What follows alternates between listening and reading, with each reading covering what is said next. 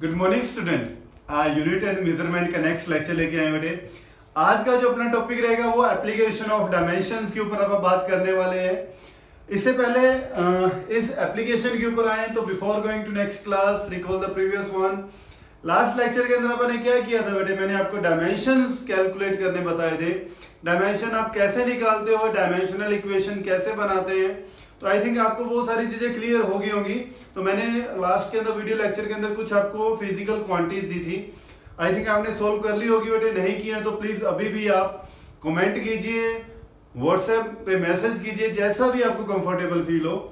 तो आ जाते हैं बेटे इस एप्लीकेशन के ऊपर की डायमेंशन जो अपन सीखे उनकी एप्लीकेशन क्या क्या चीज है। तो there are three application. One is to convert a physical quantity from one system of unit to another system। भी आपको क्या दिया जाएगा, एक फिजिकल क्वांटिटी के सिस्टम को दूसरे सिस्टम के अंदर कन्वर्ट करना है। जैसे एसआई सिस्टम को सीजीएस सिस्टम में कन्वर्ट करना है, या फिर आपको एक ऐसा यूनिट दिया गया सीजीएस सिस्टम को कन्वर्ट करेगा कि एसआई सिस्टम के अंदर कन्वर्ट करो। समझ में आई ये बात? एक सिस्टम से अपनों को फिजिकल क्वांटिटी के यूनिट को दूसरे सिस्टम के अंदर कन्वर्ट करना है बाय यूजिंग डायमेंशन। अच्छा, सेकंड एप्लीकेशन क्या आती है, to check the correctness of a given physical relation.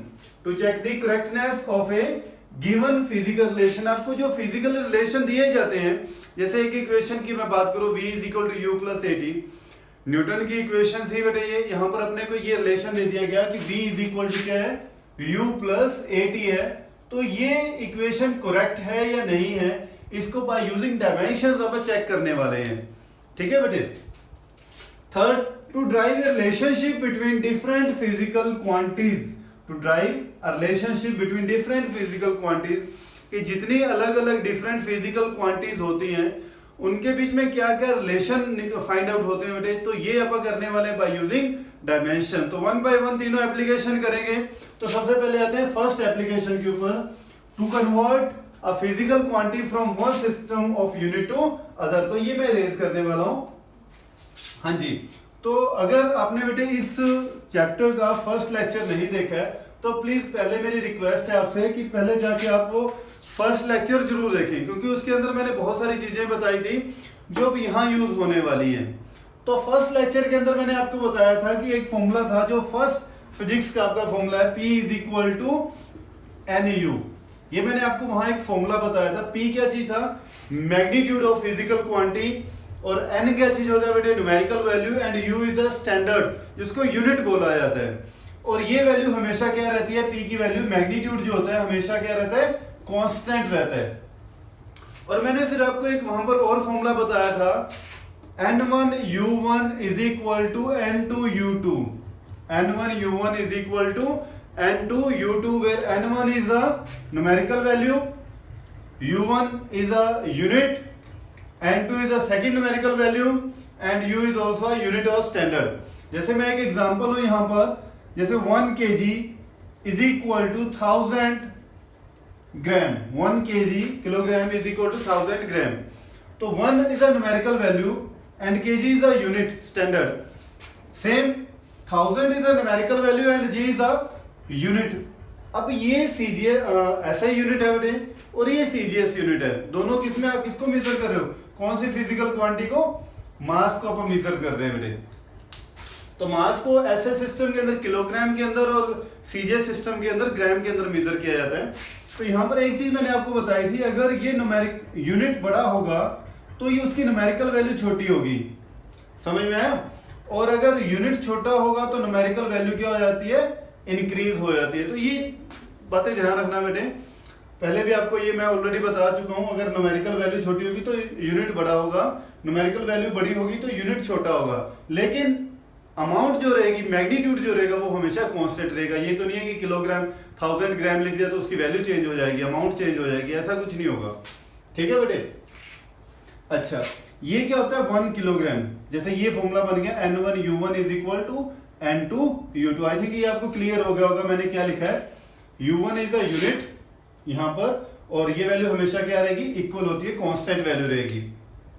अच्छा, डायमेंशंस के बारे में मैंने आपको कल भी एक चीज बताई थी कि आप डायमेंशन से उनके क्या बना सकते हो। जैसे आपको वेलोसिटी की अगर आप बात करें तो वेलोसिटी के डायमेंशन क्या बने थे बेटे, m0 l1 t -1। तो आप यहाँ से इसका यूनिट बना सकते थे, मास का तो है नहीं, डिपेंड करता नहीं है, तो डिस्टेंस का क्या होगा बेटे मीटर, और इसका क्या होता है पर सेकंड का सेकंड इनवर्स। तो आप इसका यूनिट बना सकते थे एसआई के अंदर भी और सीजीएस के अंदर भी। अब इन्हीं चीज का यूज करके बेटे, इन्हीं डायमेंशन का मैं यहाँ यूज करके एक फॉर्मूला बनाने वाला हूँ, और उसी फॉर्मूला से आप करने वाले हैं एक फिजिकल क्वांटिटी को एक सिस्टम से दूसरे सिस्टम के अंदर उनके यूनिट को कन्वर्ट करने वाले हैं। अच्छा, तो इस फॉर्मूला के अंदर बेटे n1u1 के अंदर अगर मैं इसको यूनिट की फॉर्म में लिखूं तो मैं इसको ऐसे लिख सकता हूं n1।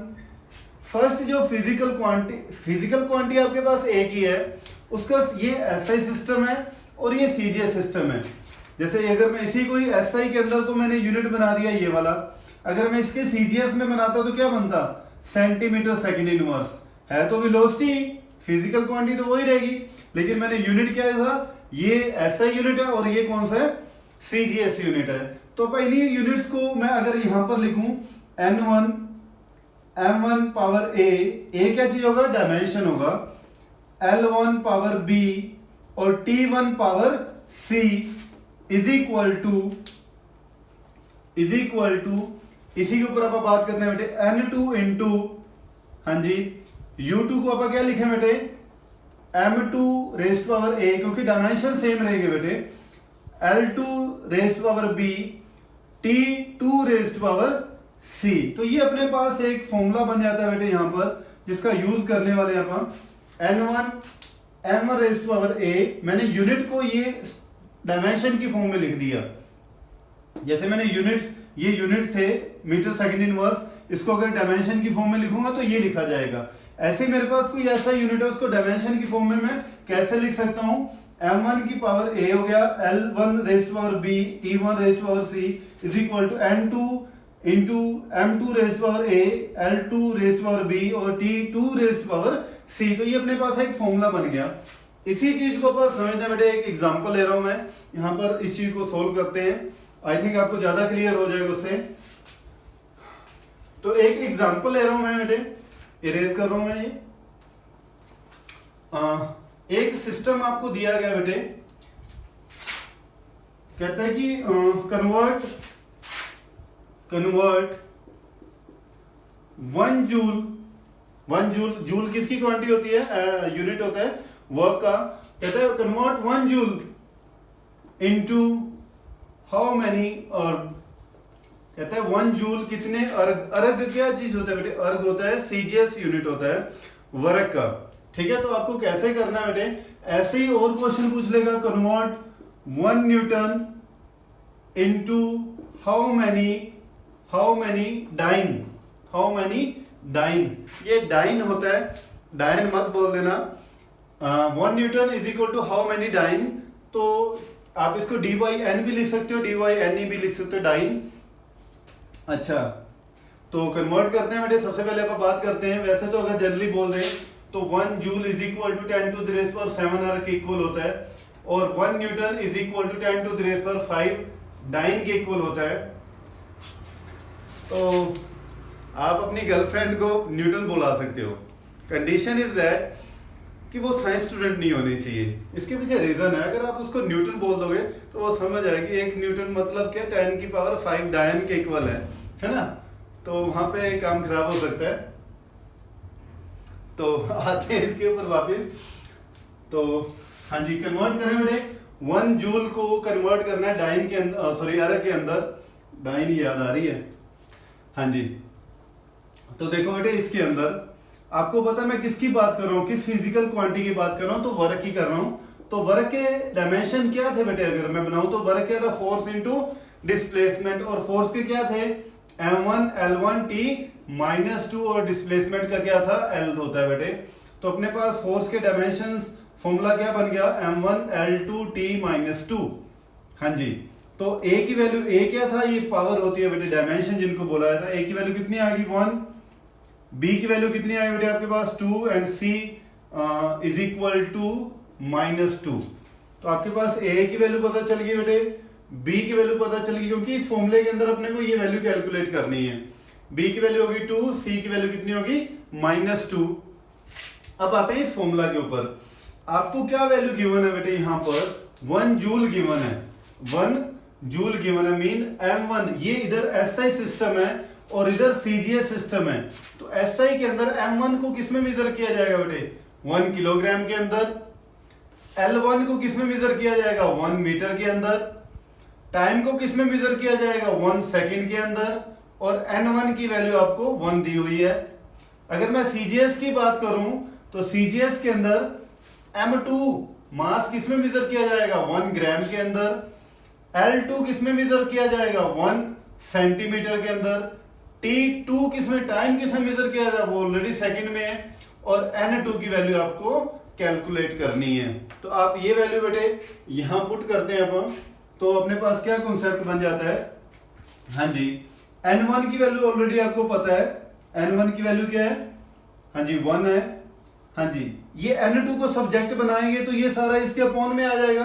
तो अपने पास फॉर्मूला क्या बनेगा, M1 by M2 raise to power A, L1 by L2 raise to power B and T1 by T2 raise to power C। तो इसको अपन वैल्यू रखें यहां पर, तो पुट करें तो क्या बनेगा, ये सारा किसके इक्वल आएगा बेटे, N2 के इक्वल आ जाएगा। किसके इक्वल, N2 के अंदर। और N1 की वैल्यू मैंने ऑलरेडी 1 पुट कर दी है, उस तरफ है, ठीक है। तो M1 की वैल्यू पुट करेंगे किलोग्राम के अंदर, तो 1 किलोग्राम कन्वर्ट करना है CGS में, तो 1 किलोग्राम इंटू किसके इक्वल होगा बेटे, 1000 ग्राम के अंदर, वो अपॉन 1 ग्राम पावर A की वैल्यू कितनी है अपने पास, 1। हाँ जी, इंटू L1 मतलब 1 मीटर। L1 की वैल्यू कितनी है, 1 metre. 1 metre is equal to 10 to the raise power 2 भी बोल सकते हो आप, या 100 बोल दो आप। 100 by 1 metre, sorry 100 centimetre by 1 centimetre to the raise power B की वैल्यू कितनी आ गई बेटे, 2 अपॉन सेकंड क्या है, 1 by 1 raise to power C की वैल्यू क्या है, -2। अच्छा, इसको सोल्व करेंगे बेटे तो अपने पास क्या बन जाएगा ये, हाँ जी, N2 is equal to 10 to the raise power 3 into 10 to the raise power 2, और 2 पावर है तो 10 टू द रेज़ पावर कितनी आ गई बेटे, 4, और ये अपने पास 1 ही रहेगा। तो N2 की वैल्यू कितनी आ गई, 10 to the raise power sign, तो सॉरी 7। तो 1 जूल इज इक्वल टू क्या आ गया बेटे, 10 to the raise power 7 erg के इक्वल आ गया। सेकेंड एग्जाम्पल लेते हैं, G is equal to 6.67 into 10 to the raise power -8 dyne centimetre square पर ग्राम स्क्वायर। आपको ये एक वैल्यू दी हुई है, कहते हैं CGS सिस्टम के अंदर है, इसको SI सिस्टम के अंदर कन्वर्ट करो। तो आपको बेटे ध्यान रखना सबसे पहले कि वो किस फिजिकल क्वांटिटी के ऊपर बात कर रहा है। जैसे प्रीवियस एग्जांपल के अंदर अपने बात करी थी, वहां पर फिजिकल क्वांटिटी क्या थी, वर्क थी, तो वर्क के फिर क्या निकाले अपने, डायमेंशन निकाले। ऐसे यहाँ पर फिजिकल क्वांटिटी कौन सी है, जिसका वो क्या बोलते हैं, यूनिवर्सल कांस्टेंट है G। इसके अगर अपने को डायमेंशन निकालने हो तो सबसे पहले इसका फॉर्मूला पता होना चाहिए। G इज इक्वल टू क्या था, FR square by M1 M2 था, तो इसके आप डायमेंशन निकाल सकते हो। फोर्स के क्या थे, M1 L1 T -2 into L square, radius है ना ये, सॉरी डिस्टेंस है, अपॉन में क्या था M इंटू M, तो डायमेंशन क्या बन गया बेटे, यहाँ से M की पावर 2 होगी, ऊपर जाएगा तो -2, तो डायमेंशन क्या बन गए इसके, M-1 L3T -2। तो आपके पास यहाँ से बेटे जो वैल्यू आ गई आपके पास A B C और डायमेंशंस की, वो क्या आ गई बेटे, A की वैल्यू आपके पास, A की वैल्यू आ गई आपके पास, हाँ जी -1, B की वैल्यू कितनी आ गई 3, और C की वैल्यू कितनी आ गई -2। अब आपके फॉर्मूला के ऊपर आते हैं, फॉर्मूला क्या था, N1 इंटू, हाँ जी M1 की power A, L1 raise to power B, T1 raise to power C is equal to N2 into M2 raise to power A, L2 raise to power B, T2 raise to power C, ये formula था। अब यहाँ पर बेटे M1 M2 की value भी लिख लेना, जब भी आप नोट्स प्रिपेयर कर रहे हो, न्यूमेरिकल करते हो, तो साथ साथ इनकी वैल्यू अलग से लिख लेना, फिर वैल्यू यहाँ पुट करना।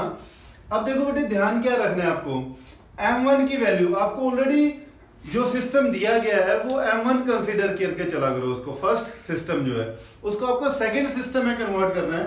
तो M1 जो यहाँ पर अपने को CGS सिस्टम है, जैसे वहां पर M1 क्या था, ऐसा सिस्टम है। अब यहाँ पर M1 क्या है, सीजीएस सिस्टम है। सीजीएस सिस्टम में क्या होगा, ये 1 ग्राम होगा। हाँ जी, L1 की वैल्यू क्या होगी, 1 सेंटीमीटर होगी, और T1 की वैल्यू क्या होगी, 1 सेकंड होगी। N1 की वैल्यू अपने को सीजीएस, क्योंकि अब सीजीएस सिस्टम चल रहे हैं, ठीक है बेटे, और N1 की वैल्यू अपने को 6.67 × 10⁻⁻8 ऑलरेडी गिवन है। और इधर अगर मैं M2 की बात करूं, जिसके अंदर अपने को कन्वर्ट करना है SI के अंदर, तो M2 की वैल्यू SI में क्या होती है, 1 kg। L2 की वैल्यू क्या होगी बेटे, 1 मीटर, टाइम T2 की वैल्यू क्या होगी, 1 सेकेंड, और N2 की वैल्यू अपने को कैलकुलेट करनी है। तो ये वाली वैल्यूज यहाँ पुट करते हैं बेटे, N2 को सब्जेक्ट बनाएंगे तो N2 इज इक्वल टू क्या बन जाएगा, ये N1 into M1 by M2 whole power क्या बन जाएगी, A, L1 by L2 whole power B, T1 by T2 to the raise power C। तो यहाँ वैल्यू पुट करें तो N2 is equal to N1 की वैल्यू क्या अपने पास 6.67 × 10⁻⁻8 इंटू M1 की वैल्यू क्या बेटे 1 ग्राम, और M2 क्या है 1 किलोग्राम। तो किलोग्राम को कन्वर्ट करेंगे ग्राम में तो 10 to the raise power 3 power A की वैल्यू अपने पास कितनी है बेटे, -1। हाँ जी, L1 की वैल्यू क्या 1 सेंटीमीटर, और L2 की वैल्यू 1 मीटर। 1 मीटर मतलब 10 टू द रेज पावर 2, और B की वैल्यू कितनी है 3 अपॉन में T1 की वैल्यू क्या 1/1 टू द रेज पावर -2। हाँ जी, इसको सोल्व करेंगे तो बेटे अपने पास क्या बन गया, ये इस तरफ सोल्व करो मैं इसको, तो ये अपने पास बन गया 6.67 × 10 टू द रेज पावर -8।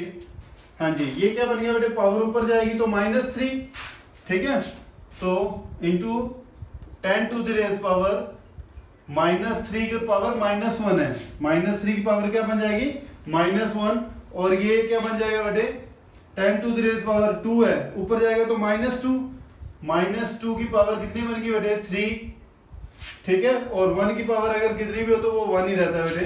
तो ये अपने पास क्या बन गया 6.67 × 10 टू द रेज पावर, अच्छा -8, ये क्या करेंगे बेटे, पावर हमेशा आपस में मल्टी होती हैं, तो -3 की -1 से करोगे तो +3 हो जाएगा, है ना, -8 × 10 टू द रेज पावर 3 और into 10 to the raise power कितना हो जाएगा -6।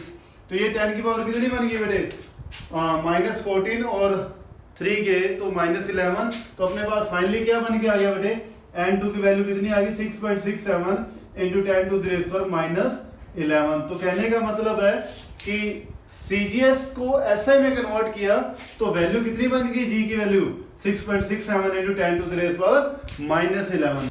आई होप कि आपको समझ में आ गया होगा बेटे। तो इस डायमेंशन से मुझे एक बात और याद आई कि कुछ कॉन्स्टेंट्स होते हैं, तो देखो बेटे इनके ऊपर अगर ये बातें हो गई क्लियर तो मैं आपको थोड़ा सा और बताना चाहता हूँ। यहाँ पे ये रेज कर रहा हूं मैं, तो मैं कॉन्स्टेंट्स के ऊपर अगर मैं बात करूं यहाँ पर, तो कांस्टेंट 2 टाइप्स के होते हैं। कांस्टेंट की अगर मैं बात करूं तो कांस्टेंट के 2 टाइप्स होते हैं बेटे। वन इज डायमेंशनल कांस्टेंट, और सेकंड होते हैं बेटे डायमेंशनलेस कांस्टेंट। सेकंड कौन से होते हैं, डायमेंशनलेस कांस्टेंट। डायमेंशनल कांस्टेंट कौन से होंगे, जैसे अभी हम बात कर रहे थे जिनके पास डायमेंशन भी होता है और कोई ना कोई एक कांस्टेंट वैल्यू भी होती है, उनको बोला जाता है dimensional constant. Constant which have dimension as well as constant value, that they are known as dimensional constant. जैसे अपने पास ग्रेविटेशनल कांस्टेंट अभी हम बात कर रहे थे जी के ऊपर, जी इज अ ग्रेविटेशनल कांस्टेंट और डायमेंशनल कांस्टेंट। ऐसे बहुत सारे और भी आएंगे, जैसे कल एक और मैंने आपको दिया था प्लैंक्स कांस्टेंट, एच के ऊपर आप बात कर रहे थे। ऐसे एक यूनिवर्सल गैस कांस्टेंट होता है, आर होता है बेटे। तो ये ऐसे बहुत सारे आपको डायमेंशनल कांस्टेंट मिलेंगे जिनके डायमेंशंस भी होते हैं और एक कांस्टेंट वैल्यू भी होती है। डायमेंशनलेस कांस्टेंट कौन से होते हैं, तो जैसे अपन ने बात करी थी कल, पाई है। पाई क्या चीज है, इनकी वैल्यू तो होती है, एक कांस्टेंट वैल्यू तो होती है जैसे 22/7, बट इनके डायमेंशन नहीं होते, ये डायमेंशनलेस होती हैं। और भी मैंने आपको बताया था ट्रिग्नोमेट्रिक रेशियो हो गया। तो ट्रिग्नोमेट्रिक रेशियो क्या चीज है बेटे, जैसे sine theta, cos theta, tan theta, ये सारे क्या चीज हैं, इनकी कोई ना कोई वैल्यू तो होती है, लेकिन ये सारे क्या होते हैं, डायमेंशनलेस होते हैं। ऐसे ही बेटे वेरिएबल्स के ऊपर बात करते हैं, तो ये छोटी छोटी डेफिनेशंस है जो आपको पता होनी चाहिए। ऐसे ही वेरिएबल जो होते हैं वो भी 2 टाइप्स के होते हैं। वेरिएबल के ऊपर मैं बात करूं तो वेरिएबल जिनकी वैल्यू वेरी करती हो, ठीक है, तो वेरिएबल टू टाइप्स के हैं। तो one is dimensional variable, dimensional variable, and second is dimensionless variable, dimensionless variable. तो डायमेंशनल वेरिएबल का मतलब क्या हो गया कि ऐसे वेरिएबल जिनकी डायमेंशंस भी हो जिनके, और उनकी वैल्यू वेरी भी करती हो, चेंज भी होती हो, जैसे आप कितनी करके आए हो, आप वेलोसिटी है, एक्सेलरेशन है, वर्क, एनर्जी, तो ये सारे क्या चीजें बेटे, डायमेंशनल वेरिएबल है, इनके सभी के डायमेंशंस भी हैं और इनकी वैल्यू क्या कर रही है, वेरी भी कर रही है। तो ये कौन से होंगे, डायमेंशनल वेरिएबल। डायमेंशनलेस वेरिएबल कौन से हो गए, ऐसे वेरिएबल जिनकी वैल्यू तो वेरी करती है लेकिन वो क्या चीजें हैं, डायमेंशनलेस है, उनके डायमेंशंस ही नहीं है। तो जैसे आप बात कर रहे थे रिलेटिव डेंसिटी, कल बात की थी, मैंने आपको दिया था रिलेटिव डेंसिटी करने के लिए, density of object by density of water. तो ये क्या बन जाती है, रिलेटिव डेंसिटी डायमेंशनलेस होती है बट इसकी वैल्यू क्या करती है, वेरी करती है। ऐसे अगर और मैं बात करूं तो एंगल के ऊपर आप बात करते हैं, प्लेन एंगल के ऊपर। तो प्लेन एंगल क्या होता है बेटे, वैल्यू तो वेरी करती है, 40 डिग्री 30 डिग्री रेडियन के अंदर अगर मैं बात करूं तो वहां भी इसकी वैल्यू क्या करती है, वेरी करती है, लेकिन एंगल क्या होता है, डायमेंशनलेस होता है। तो ऐसी वेरिएबल बेटे जो जिनकी वैल्यू वेरी करे लेकिन डायमेंशंस ना हो तो उनको बोला जाता है डायमेंशनलेस वेरिएबल, और जिनके डायमेंशंस भी हो और वैल्यू भी वेरी करे they are known as dimensional variable बेटे। तो आई होप आपको ये सारी बातें क्लियर हो गई होंगी। तो कल लेके आएंगे बेटे second application of dimensional analysis.